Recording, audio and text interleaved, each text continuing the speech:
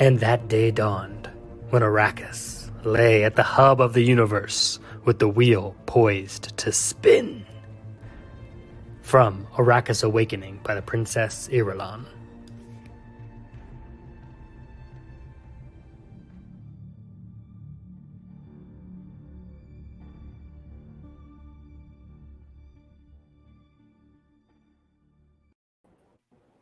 Welcome to Reading Dune, a podcast where we read Dune by Frank Herbert and talk about it. If you're a Fremen or a first-time reader or just listening to the podcast and not actually reading the book, this podcast is for you. My name is Caleb Pauls. And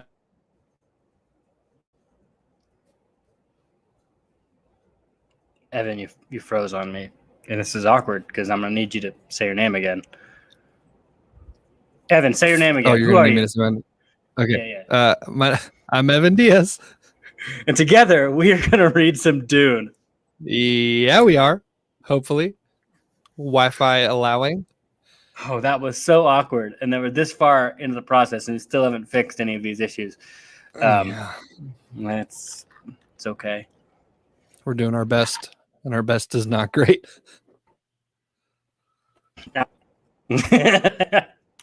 I mean, we are 46 chapters in, and that says, I guess, something about our diligence. We're going to say that at least. All right. So every episode from the last, couple episodes, we ask you, the tribe, what your favorite moment in Dune is. So you can just email us, readingdune@gmail.com, your favorite moment. This week's favorite moment comes from Becky. She says, "Hi, Evan and Caleb. I'm enjoying your podcast from BC, Canada. Been listening since chapter 3 or 4, and I'm going to try to make the live stream today." So, Becky, if you're here, hi. Hi. Hi. We're glad you're here.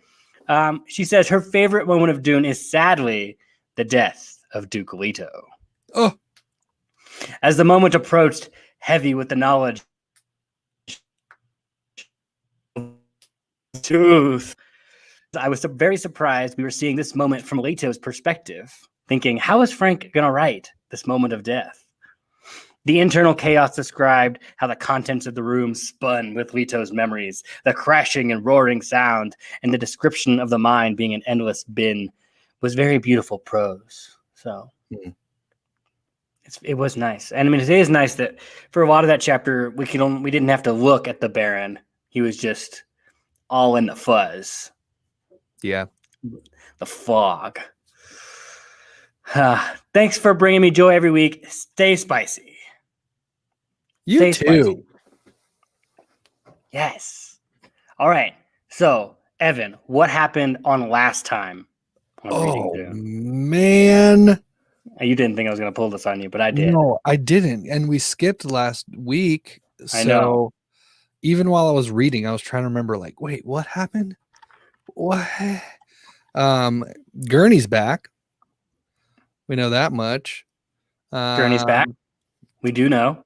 But come on, brain. What happened in the last chapter? It wasn't like they were basically like getting ready, right? Like they were getting ready to go to battle, right? Well, yeah, but Paul needed to do something before the battle because Gurney, remember, pulled the knife on Jessica and tried to kill her, and there was this awkward thing. Yeah. And Paul was like, "Why do everyone want me to kill them for some reason, especially my friends? Stop this." And that caused him so much grief that he knew he needed to do something. So he walked down to where the little worms are kept because he needed to drown one. Yes, yeah. He made the thing. He did the thing to basically be able to destroy all the spice. Oh, yeah, that too. Yeah, so at first he decided he needed to take the water of life. All right, so Paul's taken the water of life, confirming that he is indeed the Kiswatch Haderach that has been prophesied through the missionary protectiva of the Bene Gesserit, that they've been working for thousands of years and thousands of bloodlines. And now he was already kind of prescient and seeing different times in the future and what goes next, but now Now he sees now. He sees every moment and possibility where the past converges with the future and everything all goes into one. Yes, the And infinite now. And he saw that, and what he saw was that while waging war in the desert with the Fremen, the guild has Arrakis under embargo. Right. And saw the guild covered Arrakis with spaceships. No one could land anymore. And every major house had ships above the planet waiting to take the pillage of the spoils from the awakening of Arrakis. Yikes. Paul knows that the guild now scrambling to try to find Paul in time, but they can't find him because he's in the eternal now, trying to avoid them. And now Paul also knows that, well, the guild knows that Paul can actually destroy the spice, and he's put onto and he's moved out on that train of thought. He's going to find a spice blow and put the water of life in there and just start a chain reaction to get rid of all of the spice. Mm-hmm. But he also learned that there's two very important people that have decided to be on the planet. The Baron Vladimir Harkonnen and the Emperor himself. Uh-oh.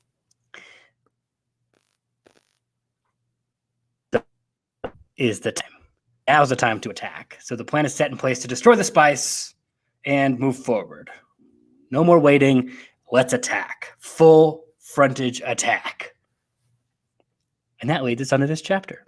Oh, man. What did you think of the quote when it talked about Princess Irulan saying, like, Arrakis, the whole universe was like a wheel and Arrakis was at the hub? I mean, basically that shit's about to go down is what Princess Irulan was telling us. Yeah. Arrakis awakens. So this chapter starts on the shield wall, looking over Arrakis, the former home of Paul, Jessica, the Duke Leto, and all their friends. We meet Stilgar and Paul on the rock wall that they're looking down at this city. But more specifically, they're looking at the Emperor's ship that's now parked right outside the city. Will you look at that thing? Stilgar whispered. And Paul has his eye to a telescope looking at the Emperor's ship. It was a ship with a single metal hutment, 9 stories tall, that reached a 1,000-meter circle from the base of the ship and formed basically a massive metal tent. And it was a temporary lodging for 5 legions of Sardaukar, His Imperial Majesty, the Padishah Emperor Shaddam IV. So, when the Emperor came to Arrakis, he brought everybody. Like, no holding back here. The sun was starting to rise, and the sun shone on one side of the tent, while yellow light shone out the window. Did that yellow light here because I was reading, somebody on Twitter sent me something talking about how Frank uses imagery and in the book itself, and how the color yellow usually pops up when something bad is about to happen. Or something monumental is about to happen. So when we think back to other places where there are yellow, the first thing that pops up for me is like the fight with Jameis, right? Yeah. All the lights go to yellow. And you know that Paul is about to step into something that there's no going back from. Right, because the glow globes are like greenish sometimes, right? Right. Uh-huh. Interesting. So yellow. I just want to we just preface that they're about to do something that they can't come back from. Right. That little detail would have been really cool to know at the beginning of the book. Sorry for that. That was good. We'll just go back and say, all right, guys, this is us in the future telling you that watch out for yellow glow globes. Something bad's about to happen when you see yellow. So Stilgar gets antsy, right? The Fremen in him does not like to be outside when the sun is up because they can see you when the sun is up. So, hey, let's go. But Paul tells them to calm down. Even if they did see them, they wouldn't dare shoot at them because they think they were using shields. And there's no need for a nuclear explosion now. now. That's what they think. Paul looked over at the part of the shield wall where his father's troops had ran into. So during the attack on Arrakis, you had a lot of the Atreides troops ran into the shield wall, into some of these caves, and then they were like hit by artillery and closed them all in. You remember that? Yes. All right. So Paul felt it fitting that the bodies of his troops would now look at this particular moment, knowing they would be avenged. Muad'Dib and the Fremen had now conquered every village, fort, and town, and now only this basin and this city remained. Everything else is now Fremen territory. This is the last stand here. Yeah. And the best thing about this, the timing in all of this, is that there is a storm coming. Now, the city of Arrakis is put right here because of the shield wall to block from the storms, so they can go about their business without having to have the storm just hit them over and over and over and over again. So that's why the shield wall is strategic. And Paul's doing this right now because he's going to use the planet to his advantage.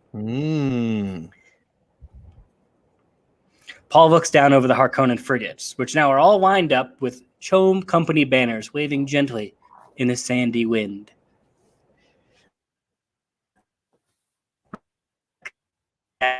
They're like, we don't have a fight just with Chom. We didn't do anything bad. We're just here for the money.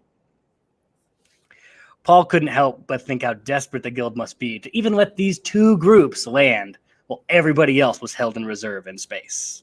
Like the Emperor pulled his card and be like, I'm the Emperor, send me down. And they were like, fine, all right. You better settle this, though, because we don't know what's going to happen. We can't tell where this Muad'Dib is. And that's not good.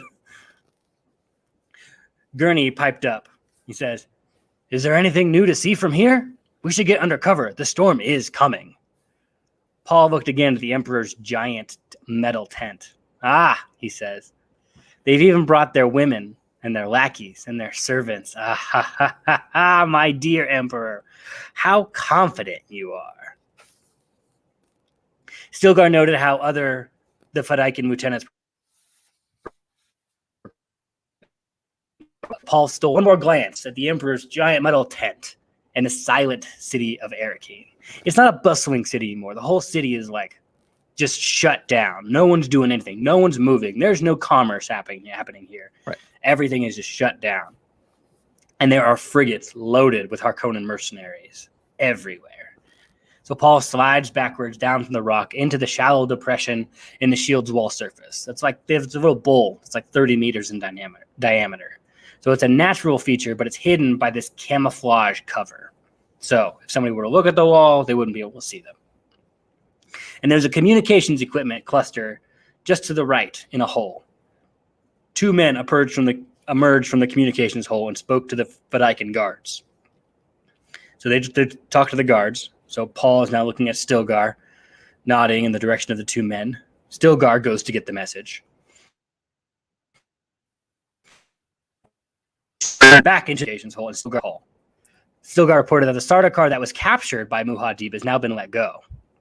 That one guy that captured they captured the starter car that came in with Gurney. Yeah. They finally let them go. They probably brought them to where it was. Like they said near Old Gap, so they could like watch. So the Emperor could literally watch him walk across the sand to him, so that they would see him and like send somebody out to go get him. Right. So they let him out low on the rim, and now he's going back to his master.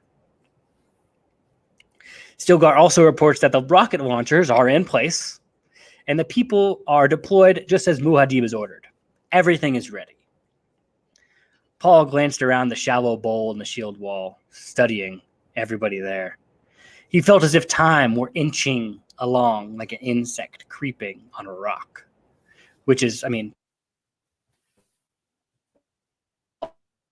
all towards time where it feels different for him. Gurney clears his throat. Hadn't we best get into a place of safety? Paul responded, there is no such place. Badass. It's like, all right, Paul, way to be super meta. There is no safe place. I get it. But Gurney's like, come on, I don't want sand getting my mouth filter. Let's go. Paul responded, you just asked, is the weather report favorable? Right? I don't know why he didn't use his prescience then. I think he just wants to double check, maybe. Stilgar says, a great grandmother of a storm is coming. Can you not feel it, Muad'Dib? The air does feel chancy, but I'd like a certainty of pulling the weather. My note here, and it says, use your prescience, bro. Like, you're good. Just maybe he's got to like see all the lines of time and there's like too much to calculate. That's why he needs help. Or maybe he's just trying not to be weird and like, use the thing. He's already weird. He's come to the point where there's no going back in his weirdness. Fair. The last chapter cemented Paul is weird. He has the weirding way. You true. Stilgar said the storm would be here in an hour, right? So they got an hour, and the enemy knows it. Every Thopter is now tied down. Nothing's in the sky. Everything's kind of pulling things over. Even if the storm comes, they want to like make sure everything is secure and safe. And Stilgar says they probably got the report from the guild in space. And they probably know that the Fremen are here and that they're waiting to choose their own time. So the guild is now watching, telling everybody, like, by the way, radar says giant storm approaching. The Fremen are just waiting now. They'll probably do something after the storm. That's what they're probably saying. And then choose time. Right? The Fremen are going to choose when we attack. Gurney glances upwards towards space, growling, if they let us. Paul reassures Gurney that everything is how it should be. Bro, I see the future. It's cool. But Gurney still growls back how desperate people are the most dangerous. Which, I mean, yeah, that was always the thing that Paul was taught, especially in the fighting thing. When someone gets desperate, that is when they are the weakest, right? They're going to do something irrational at this point, and the guild feels desperate. Right. But Stilgar pops up asking, are the Fremen not desperate? Like, we've got 4,000 years of moving from planet to planet in oppression just sitting on us. And we've been stuck here on Arrakis, and the Harkonnens currently use us as sport to hunt. We're trying into a green place. Are we not desperate? Is this not the moment? Did the Kizrak Haderach, the Lisan al-Gaib, not come to us in this moment? This is our time, bro. We are not desperate. So Paul has to explain to Gurney, because Gurney has not lived the Fremen dream. And how all Stilgar is thinking of is all of the water bribes that he's used and how it's added years to the promise of an Arrakeen paradise. Mm-hmm. Like Muad'Dib said, yes, use these water bribes, get these things out. And of course, Stilgar is doing the math in his head, like, oh, that's going to put us back 5 generations till we get here. Like, come on. And he's, of course, Paul's like, I'm Muad'Dib. Trust me, I got this. I got your best interests in mind. Stilgar's like, yeah, I know, but still, this. If you weren't the religious fanatic, I wouldn't know what to do here. Gurney just scowling, growling this whole time. And Stilgar goes, why is he? Paul, he's always gloomy before a battle. It's the only form of good humor Gurney allows himself. A slow, wolfish grin spread across Gurney's face. It glooms me much to think of all those poor Harkonnen souls we will dispatch unshriven. And that's where Stilgar laughs and says how Gurney's now starting to sound like a Fedaykin. They're getting worried about water and needing to take the water from the enemy. I like it. Like, this is good. This is great. Paul tells Stilgar that Gurney was born a death commando.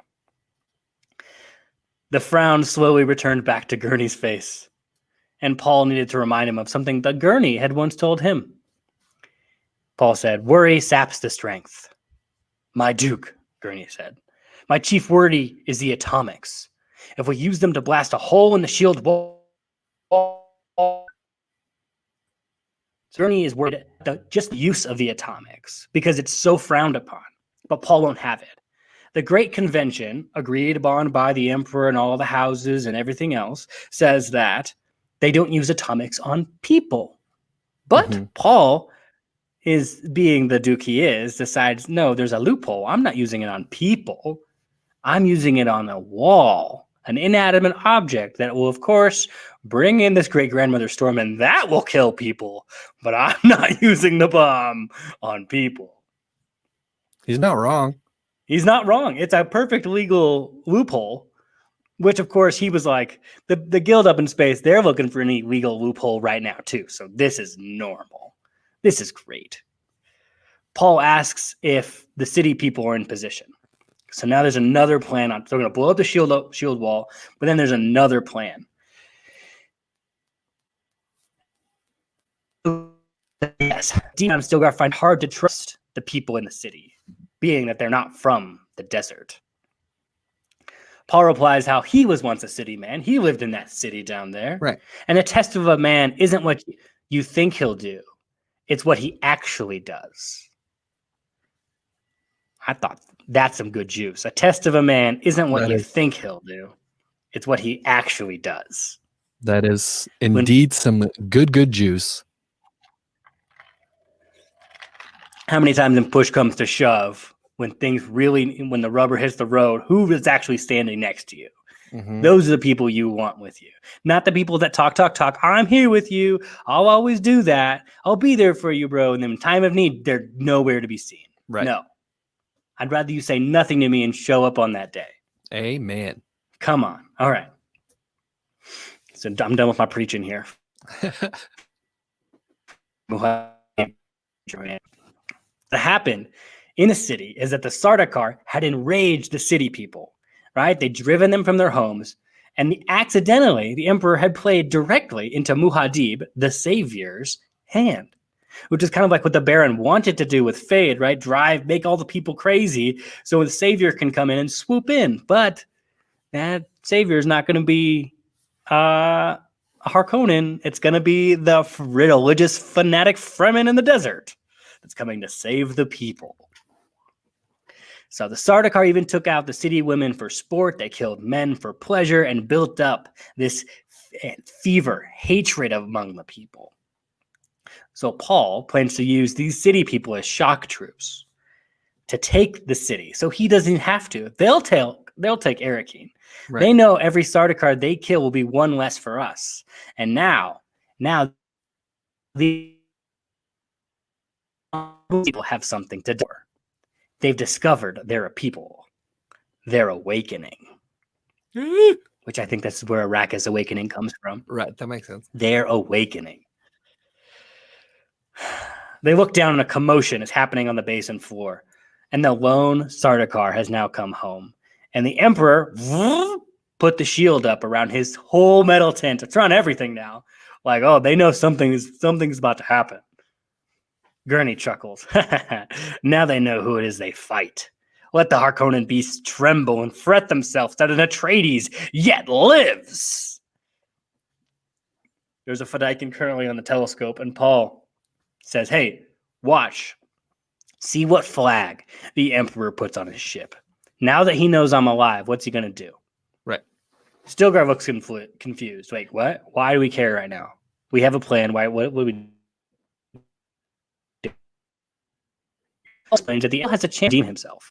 If he recognizes Paul's fief to Arrakis, in which, if he does, the Sardaukar will stand aside, and the Fremen will only move against the Harkonnens. Here's your grace, Emperor. You choose. Who do you say is in charge? The Fedaykin watcher yelled down to the three men in the basin. They're sending a new flag up on the ship. The flag is yellow with black and red in the center. Paul just smirks to himself. The Chom Company flag. Which means the Emperor stands where the prophet is. He doesn't care if there's an Atreides ruling Arrakis or a Harkonnen ruling Arrakis or any other major and minor house that's currently sitting up waiting to come down. He doesn't care who rules as long as they can produce the spice. Bad move. We just want to go for wealth the whole time and are currently always obsessing with how much money is always coming versus how your people are being treated, and you're constantly stuck in that greed cycle. You're looking to be taken down. That's just the fate of the universe. It just kind of tips in that favor. And Paul is playing directly into that. Paul knows what must be done. The lines of time are now set, and the storm is coming. Stilgar says the storm is coming very, very, very, very soon, and it's a great, great grandmother of a storm, perhaps even more than you wish. And this is legendary right here. Paul says, "It's my storm." Awe and wonder shake the Fadakin around Paul. This too would become part of the legend. This storm, the planet itself, is working with Paul. Muad'Dib's storm, him with the planet. Though it shook the entire world, it would not be more than I wished, Paul said. A courier came running, saying how the Sardaukar and the Harkonnens are pulling back because they expect the storm to start spilling over the wall a little bit. And then Paul reveals the full plan to us, the audience. Fremen gunners will aim at their targets now, right? So everybody line in place, pick your ships, where do you want to go to? And when the storm does come and blows over the wall and you can't see anything, the storm is going to level the shields and the gunners are going to fire on those ships. Pop, pop, pop, pop, pop, pop, pop. Makes sense. Stilgar moves his way down now, down to his platoon he's going to lead, leading the men with Paul and Gurney. Paul then tells Gurney that he'll be the man to pull the trigger. I trust you. Blow a wall with a nuclear explosion. Gurney, this is what you've been waiting for. They killed your best friend, Duke Leto. You went on a rampage against the Harkonnens. In this time, I trust you to do this. Gurney nods. I'll do it. Paul could hear in the silence the wind devils playing overhead. The front of the storm, sand starts drifting down into their bowl. With a big of wind, the camouflage covers ripped away. And Paul motions for everyone to take shelter because their sand is now pouring in. Right. And you can hear when the Fadakin say, "A great, great grandmother of a storm, Muad'Dib." The wind is now howling. Paul quickly fastens his face filter and his still suit hood. Static zzz, zzz from the storm has caused all the communications to go down. Paul nodded, keeping his eye in front of the signal man, so he's got to watch. Paul then slowly raised his hand as he's looking at Gurney. Paul looks back down at the watch, waiting. Now, Paul shouts, his hand. Gurney hits the last trigger. Nothing happens. Then they feel the ground beneath start to tremble, ripple, and shake. There's a rumble sound that only added to the sound of the storm. Boom! The storm rushed in through the hole in the shield wall, and pop, pop, pop, pop, pop, pop, pop, the Fremen gunners are firing. The storm! Someone shouted. We must get under cover, Muad'Dib! Paul, finally coming to his senses, feeling the sand needles hitting his exposed skin. This is the end. We are committed, he thought. And Evan, welcome to the finale of the book. Oh. We're here. We've made it. Wow. The climax has happened. He's taken the water of life. He's Arrakis, the mud of everything, and now we're in the finale. He's blown the shield wall and exposed the Emperor to all of the elements that is Arrakis, and he's coming for him. Paul swung his arms around the signal man, telling him to leave the equipment. The Fadakin covered him and pulled him into the tunnel. The static was too much. No signal could get out. An explosion had caused a minor cave-in in the tunnel ahead, and they were kind of trapped there for a little bit. The Fremen are still trying to salvage the equipment, and this frustrates Paul. Paul's like, just stop. Stop. It doesn't matter. We're in the end game now. Just go with it. Gurney came running up next to Paul, saying how the Harkonnens could retaliate now if they wished. Paul says they won't, because they just learned they can't get off the planet anymore. All of their ships have been destroyed via the storm.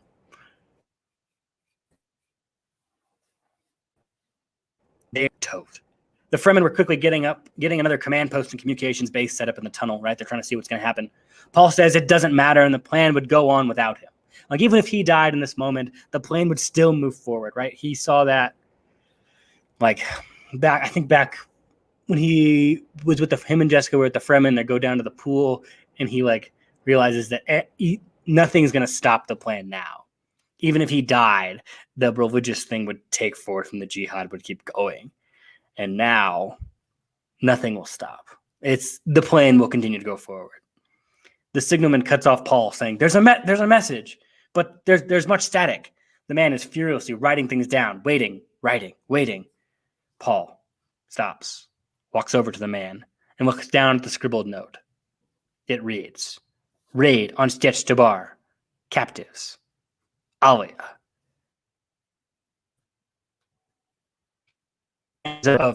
Are sons of Muad'Dib. So, Evan, what did the note say? It seems like it said Alia has been captured and little Leto is deadzo. Oh, yeah. So his sister is now captive, and they killed his son. So we can only imagine the grief that's currently hitting him. The son that he had with his desert flower, with Chani. The only piece he has in the universe is now gone. Mm-hmm. Paul looked up just to see Gurney staring at him. Paul, what are you going to do? Gurney tried to reassure his Duke. The message is garbled. The static. You don't know that. Paul said, is dead. And when he said it, he knew it was true. My son is dead, and Alia is a hostage. All feelings left Paul. He felt emptied. Everything he touched brought death and grief. From his father, from Duncan, to Kynes, to everything he touched. Even his mother is somehow weirdly gone. Alia is just weird. Everything that he gets his hands on dies, and it fills him with grief. And he feels like the disease that is in him, this grief and death, is now going to spread across the entire universe. Deep down, he could feel the old man wisdom. Right, okay. This life not only can see lines in the future, but also has the past memories, like Reverend Mother's way back in here, of different lifetimes talking to him. And he could feel the accumulation of terrible experience from now countless lives in the past. These felt feelings and memories of all tragedy.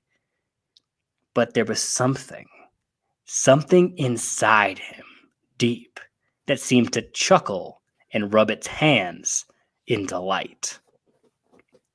Now, if that's not creepy, I don't know what is. That's that terrible purpose deep down that just says, I am waiting for you to cause this problem. No.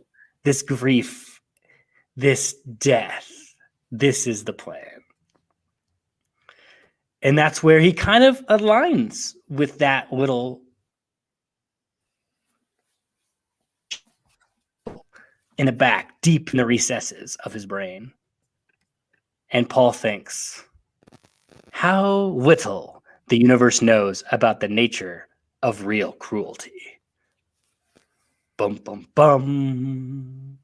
And thus ends chapter 46, with Paul really mad. Evan is now holding his hands in his face, and he doesn't know quite what to do. For those who are listening on the podcast and not watching live on YouTube, Evan's right. Kind of red. Speechless? Yeah, a little bit. Paul's not being real. He's not being super chill right now. Yeah. Being really uncool right now. Could you say he's dipping into like his on his grief, and the thing I can do is you will feel what real cruelty is. now that you've done that. You've killed my father. You've now killed my only son. You've taken everything from me. And the Emperor, Chom, the Guild, Harkonnens, all these people, I will show you what real pain looks like. What you did to me will be a fraction of what I do to you. And that's Paul Atreides, everybody. Paul Muad'Dib. Yeah. He's just like taken such a sharp turn to like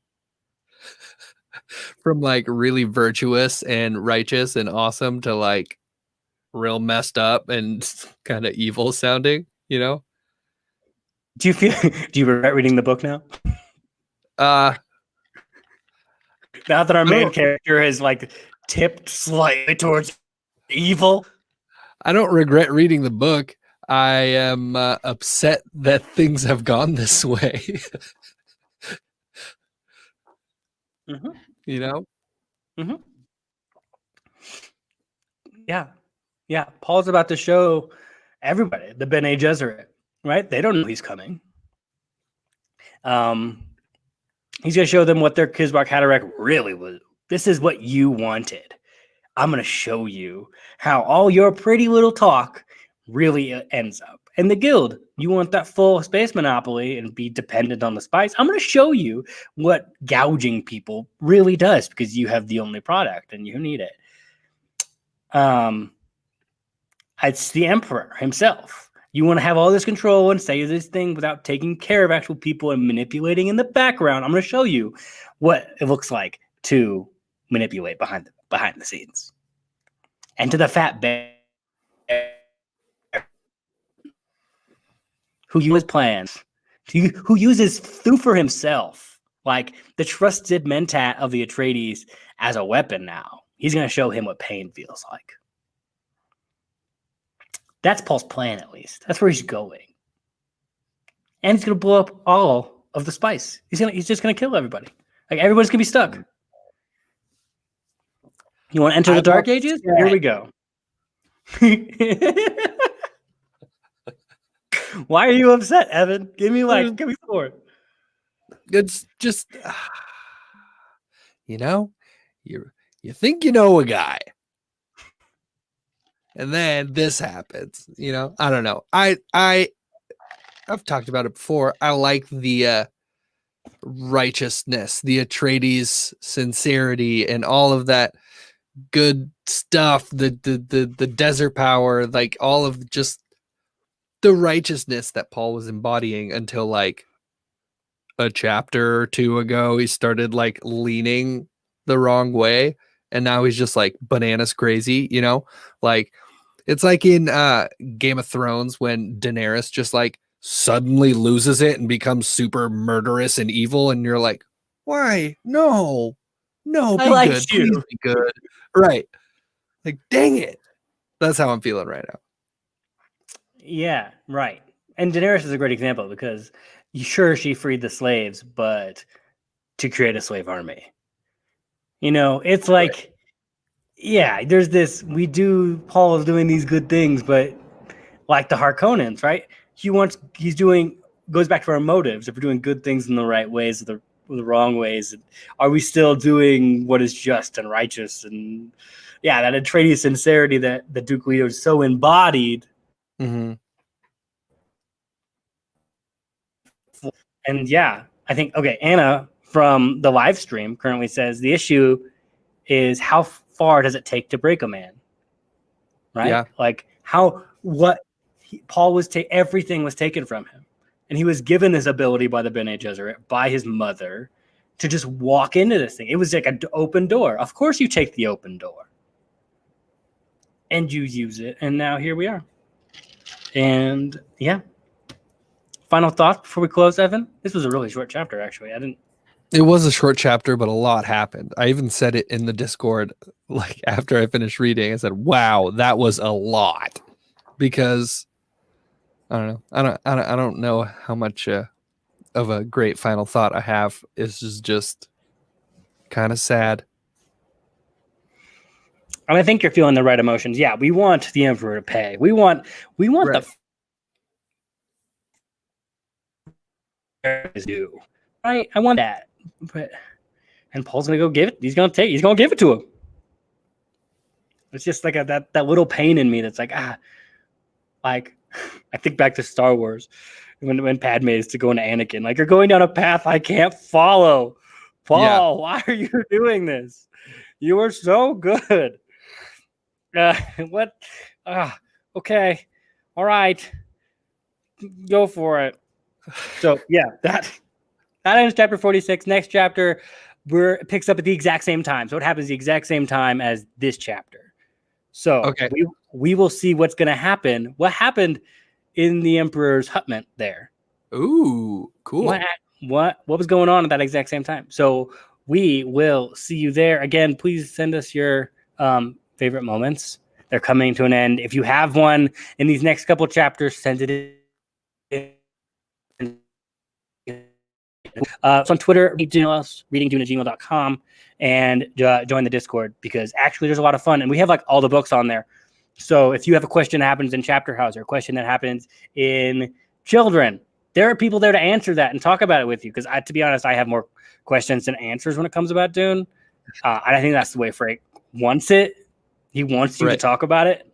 He wants you to like give the themes. Because let's be honest, the first time I read this book, I missed this.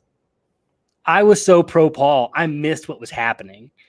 And yeah, there are people there to help you through it, because that's what's happening and to talk about it with. So I will see all of you there. And as always, stay spicy. Peace.